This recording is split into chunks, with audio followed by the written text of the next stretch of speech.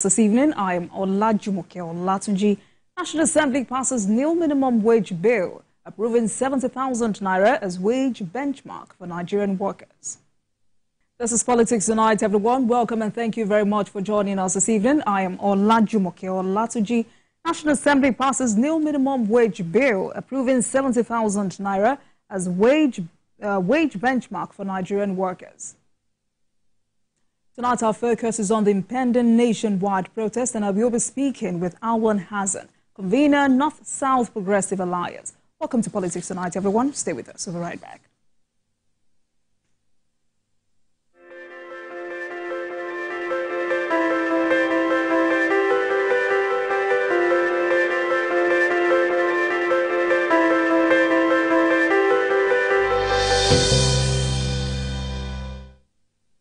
Welcome back, everyone. For several weeks now, there have been reports of an impending nationwide protest by youths to express displeasure about the hardship in the country, reflected in the high cost of living, food scarcity, unemployment, and so on. While some are preparing ahead of this protest, some major groups have started to dissociate from the protest. For instance, the Mieti Allah Kotoha Association says protest is constitutional.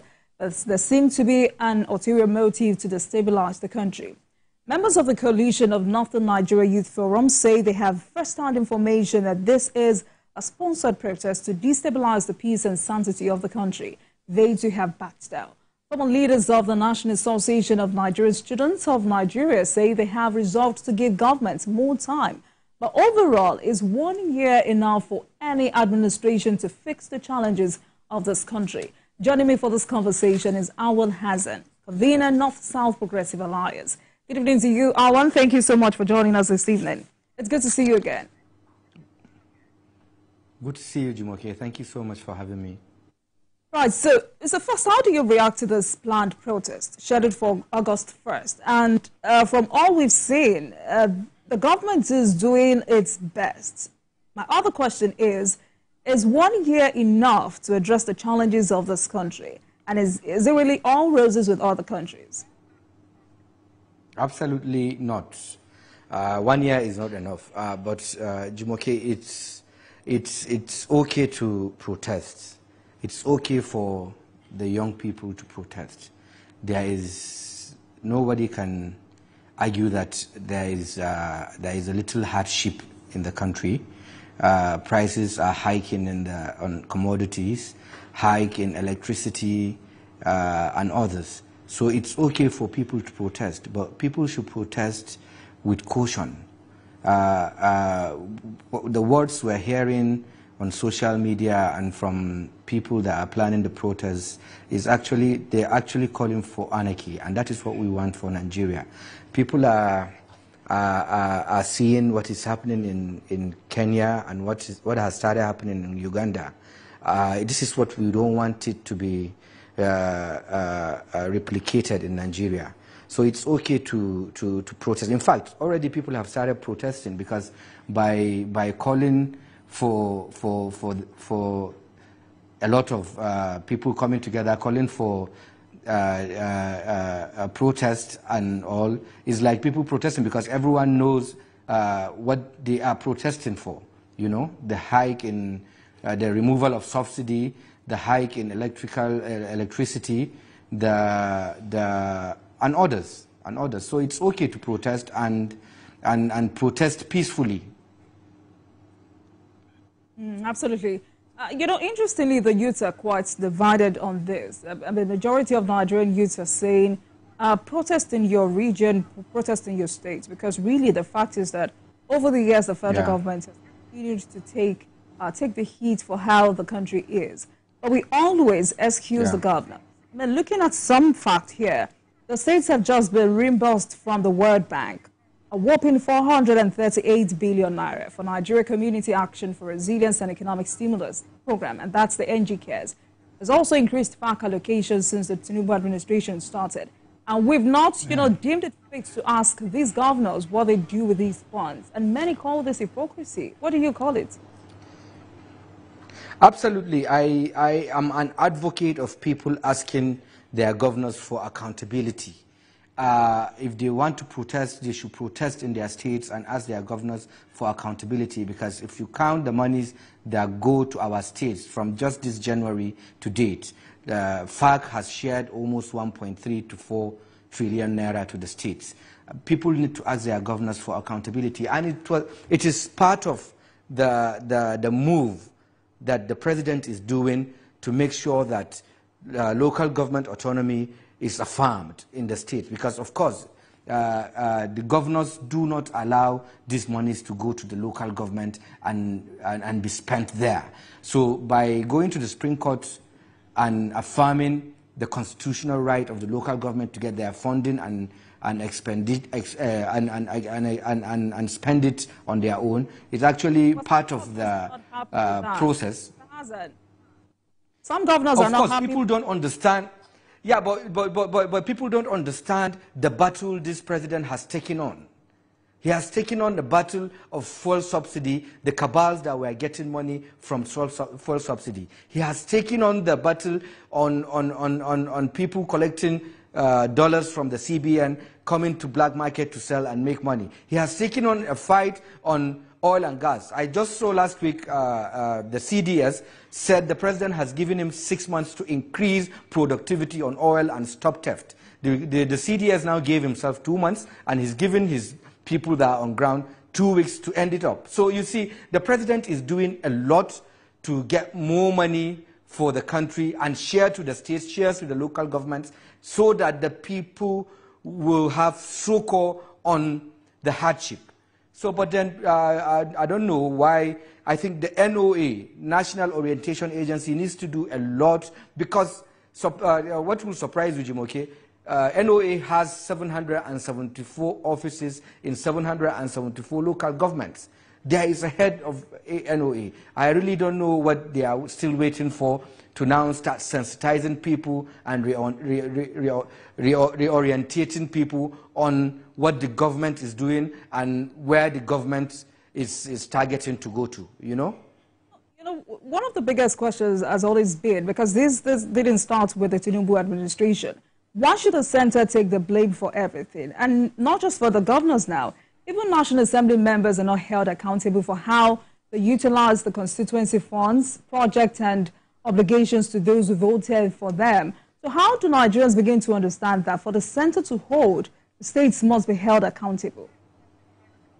So you see, Jumoke, whatever it is that is inherited, the main thing here is, what is he doing differently? He's done a lot differently. He is one president that has taken the governors to Supreme Court for Supreme Court to affirm a constitutional right of the local government autonomy.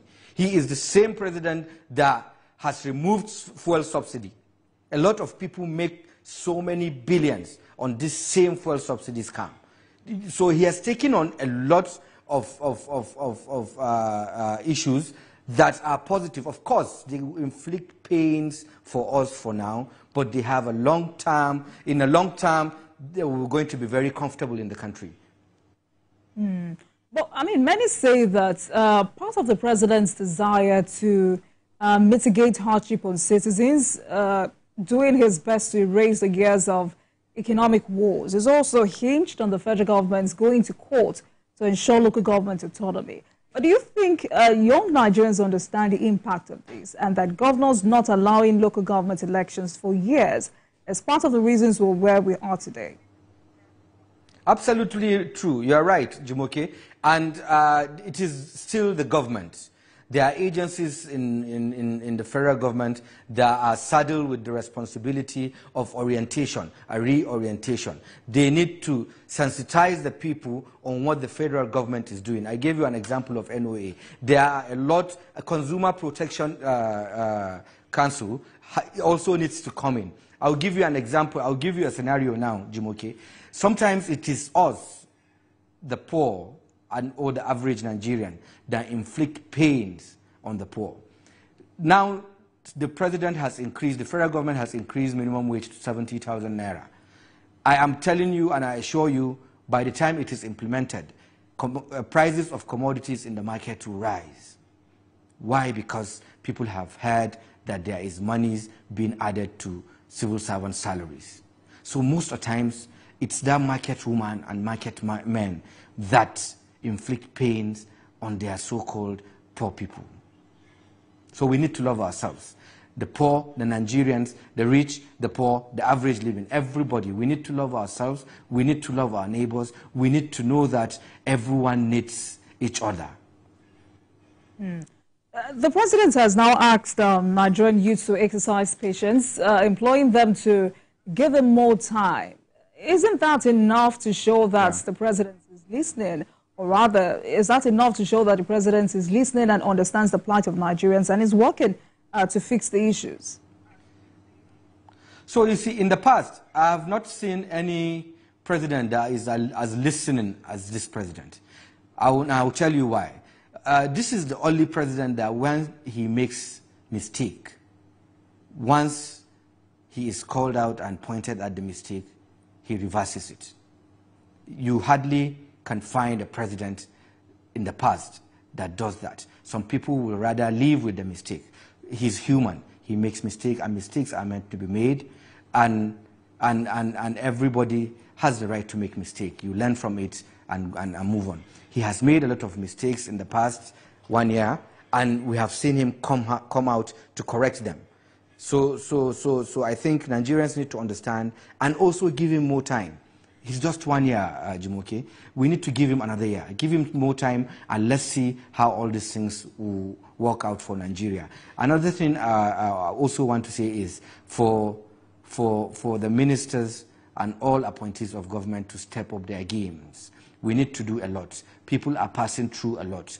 If you are a minister, you are selected from a state, go back to your state, talk to your people, see how you can mitigate their suffering, see what you can do to come in and support the people so as to help the president. He can't do it alone, Jumoke.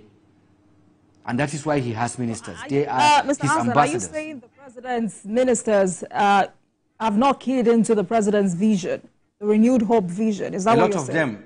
A lot of them are not doing anything. You and I know that a lot of them are not doing anything. Why they are still in office is what baffles a lot of us.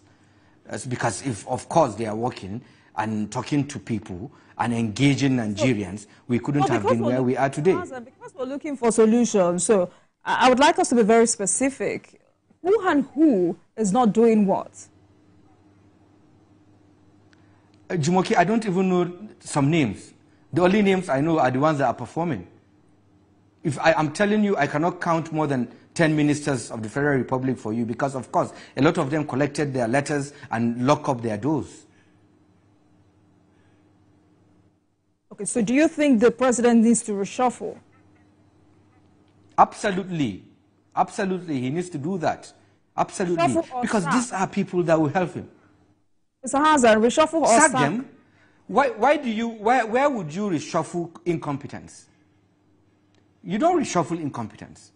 Tell them off. Let them leave. Bring in people that you think you can try and see if they are also competent in delivering your mandate. That is what it's supposed to be. All right. So from now till August 1st, what more do you think the president can do? Do you think he needs to address the nation? You see, Jumoke, let me tell you this, and I want every Northerner to know this. We as Northerners hold it as a responsibility to support this man, Ashwaju.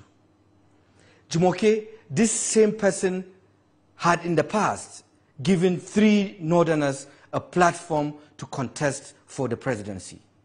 First was in 2007, when Atiku had a fallout with Obasanjo. He gave him a platform called AC and contested for the president. Second was Malam Nuhu Ribado in 2011, who happens to also be a Northerner.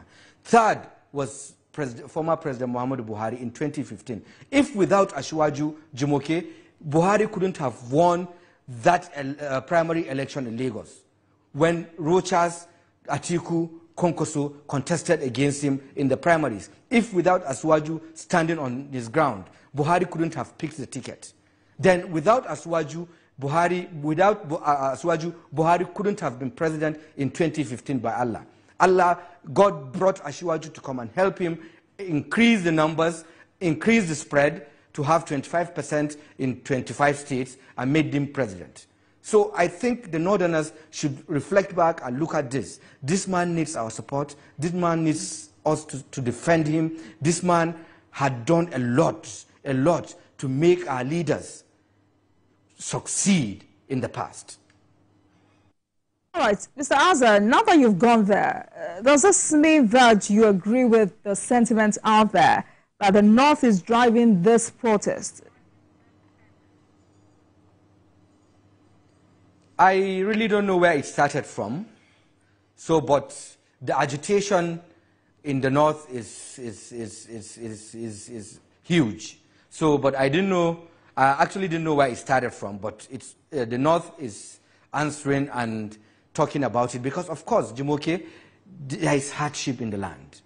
Things are expensive. Hike in electricity, as I said, hike in prices of commodities in the market. Mr. Hassan, I asked that question because there is a strong conviction out there that this is an anti-Tinubu protest. Because if it is really against bad government, we should have seen same in the last administration. And that is why I'm saying, when I hear people say it's an anti-Tinubu protest, that is why I insist that if this is coming from the North, that it should not come from the North. Give him more time, and what this man needs from us, what this president needs from us, Northerners, is support and protection. We need to support him to deliver on his mandate. We need to support him the way he has clearly came out before now to support our leaders from the North that became presidents. So this is you speaking to the Northerners, absolutely. Yes. Yes, and we had a plan. We've already arranged a plan. For example, the few progressives amongst us. Like I will be in my ward this weekend. I've spoken to the chairman of my ward and executive. We would go door to door to plead with people to give the president another year at least. Give him another year, and let's see what happens between now to mid next year. So I also think every progressive should do that at this time. All right. Meanwhile, Dele Momodu and Peter Obi have accused President Bola Tinubu of not managing the country's economy well. What's your reaction to that? They should tell us how to manage it better. When you give them chance, they will mess it up. What has he done in Anambra? How is Anambra doing now economically? So there is always going to be opposition coming to speak on economy, on other challenges a country is having. So you think Nigerians should dismiss that impression?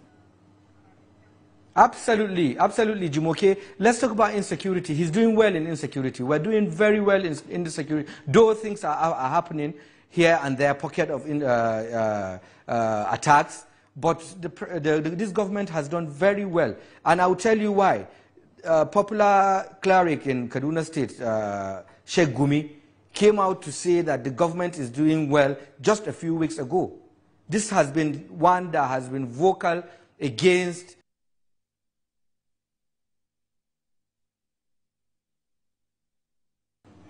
Absolutely, absolutely. Anybody calling for revolution is like calling for anarchy. And of course, they should be spoken in the language they understand. And on the other hand, you know, every protest has the tendency of being hijacked, if not properly managed. And interestingly, the Kenyan senator who propelled the protest in Kenya, and that Senator Aaron just said sorry. Yeah. He has apologized. So, as a nation, we're still not seeing the adverse effects of the NSAS protest being hijacked, especially here in Lagos. Now, what is the role of the political class in this and youth leaders across the country? Not just, Jumoke, not just Lagos, not just Lagos. I'll give you an example of Tinapa. Tinapa has not recovered till date. A lot of things that happened during the NSAS, a lot of buildings that were burnt, a lot of things that had happened have not recovered till date. Go and see how Tinapa is. People stole ACs, toilet seats, bath seats, bath and all, you know. So a lot of things that had happened during NSAS, this is why we are afraid we don't need to have another NSAS. And that is why we are telling people to calm down. This president is just 1 year. Give him another year and see what he makes of it. But overall, in what ways do you think the Tinubu administration can continue to mitigate this hardship? Because the truth is, majority of Nigerians are not having it easy. What more can government do?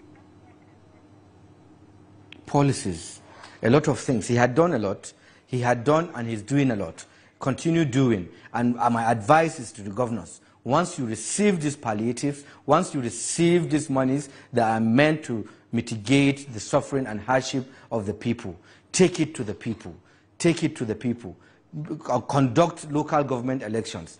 Give the local government chairman their monies. Let them expend it in the local government. Once these things are there, it will touch the people, and we won't have this cry out of the populace, you know.